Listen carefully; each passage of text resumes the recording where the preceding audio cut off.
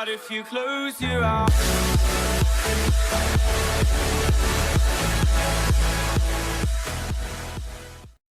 Yo guys, man's Game here and welcome back to another video. Sorry if this video is out a bit late guys, I'm so close to finishing school now, so I'll have so much more time for YouTube. Since Marvel's Spider-Man was announced, many people have made comparisons of it with The Amazing Spider-Man 2, and shout out to Sandman02665 for suggesting I make a video discussing this. In the announcement trailer, the game did have a few strong similarities with The Amazing Spider-Man 2, like the way car crashes played out, and even the web swinging looked quite similar.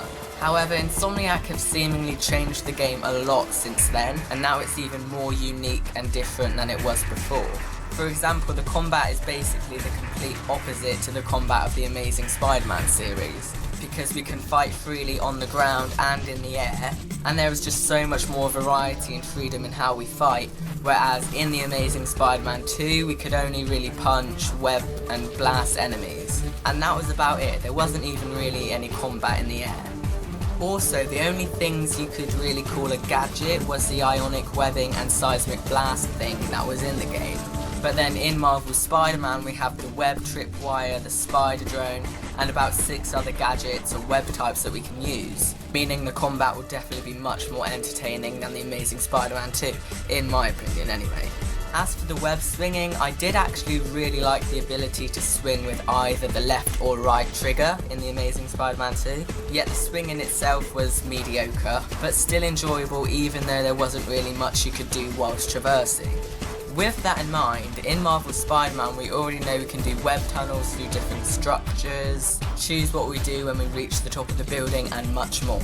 But something that does sound quite similar to TASM 2 is that in an article somewhere it was said that whilst traversing we can enter a mode where time slows down and we can choose where to web zip to, or perch to.